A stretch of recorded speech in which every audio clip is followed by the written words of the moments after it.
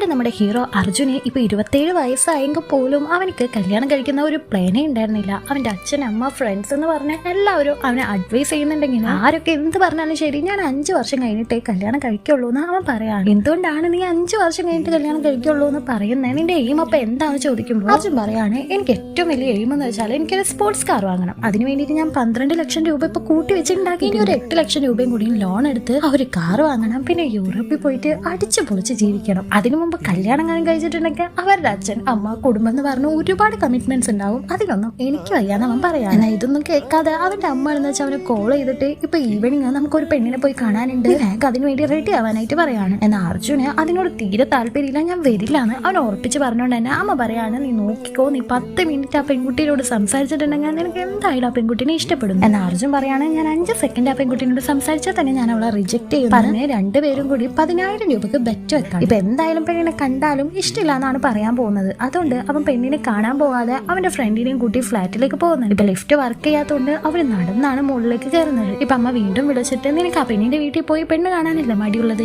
അമ്മ ആ ഒരു പെണ്ണിനോട് സംസാരിച്ച് ഇപ്പോ ആ ഒരു പെണ്ണ് നമ്മളുടെ ഫ്ലാറ്റിലേക്ക് വരുന്നുണ്ട്, നീ അവളോട് സംസാരിക്കുന്നു പറയാണ്. ഇപ്പൊ ഇതിന്റെ കൂടെ ആരാ ഉള്ളതെന്ന് ചോദിക്കുമ്പോൾ ഫ്രണ്ട് ഉണ്ടെന്ന് പറഞ്ഞതും അവനക്ക് ഫോൺ കൊടുക്കാനായിട്ട് പറയാണ്. എന്നിട്ട് അമ്മ അവന്റെ കാതിന്ന് രക്തം വരുന്നവരെ ചീത്ത പറഞ്ഞിട്ട് ഫോൺ വെക്കാണ്. ഇതുകൊണ്ട് തന്നെ ആ ഫ്രണ്ടും ഇനി ഇവിടെ നിന്നാ ശരിയാവില്ല എന്ന് വിചാരിച്ച് അവിടെ നിന്ന് പോകുന്നുണ്ട്. ഇപ്പൊ അർജുനും വീട്ടിലേക്ക് പോയിട്ട് ഫ്രഷ് അപ്പ് ആയിട്ട് ഡ്രസ് ചേഞ്ച് ചെയ്യാൻ വേണ്ടി റൂമിലേക്ക് വന്നാല് അമ്മ ഇപ്പൊ പുതിയ ഷർട്ട് വാങ്ങി റൂമിൽ വെച്ചിട്ടുണ്ടായിരുന്നു. അവൻ ആ ഒരു ഷർട്ട് ഇട്ടോണ്ടിരിക്കുമ്പോൾ കോണിംബെൽ അടിക്കുന്ന സൗണ്ട് കേട്ട് അവൻ വേഗം തന്നെ പോയി ഡോറ് തുറക്കുന്നുണ്ട്. ഇപ്പൊ പുറത്ത് നിന്ന് അഞ്ജലി തിരിഞ്ഞു നിന്ന് ഫോൺ സംസാരിക്കായിരുന്നു. അവള് ഡോറ് തുറന്നത് അറിഞ്ഞ് തിരിഞ്ഞു നിന്ന് അർജുനോട് ഹായ് പറയുമ്പോ മുകളില് കുഴപ്പമൊന്നുമില്ല, പക്ഷെ അവൾ അടിക്ക് നോക്കുമ്പോൾ ഷർട്ട് ഇടാനേ അവന് ഓർമ്മിച്ചുള്ളൂ, പാന്റ് ഇടാൻ മറന്നു പോയിരുന്നു. അവനും താഴേക്ക് നോക്കി പാന്റ് ഇട്ടിട്ടില്ല എന്ന് മനസ്സിലാക്കി വേഗം ഡോറ് ക്ലോസ് ചെയ്തതിന് ശേഷം അയ്യോ ഒരു പെണ്ണിന്റെ മുന്നിൽ ഇത്രയും നാണം കെട്ടല്ലോ എന്നും വിചാരിച്ച് അവിടെ നിന്ന് ഒരു ഷോർട്സ് എടുത്ത് ഇട്ടതിന് ശേഷം ചൂട് നേരം ഒന്നും കൂടി ആലോചിച്ചിട്ട് ഡോറ് തുറന്നിട്ട് അഞ്ജലിനോട് സോറി പറയുന്നുണ്ട്. അങ്ങനെ അഞ്ജലിനെ അർജുൻ ഫ്ലാറ്റിനുള്ളിലേക്ക് വിളിക്കുകയാണ്. അവര് രണ്ടുപേരും എന്താ വെച്ചാല് ഒന്നും മിണ്ടാൻ കിട്ടാതെ മിണ്ടാതെ ഇരിക്കുകയാണ്. ആ ഒരു സമയം അഞ്ജലിക്ക് ദാഹം തോന്നിയോണ്ട് അവനോട് വെള്ളം ചോദിക്കുന്നത്. അവനും വെള്ളം എടുക്കാൻ വേണ്ടി കിച്ചണിലേക്ക് പോകുമ്പോൾ ഫ്രിഡ്ജിലാണെന്ന് വെച്ചാൽ അമ്മ എഴുതി വെച്ചേക്കാണ് അഞ്ജലിക്ക്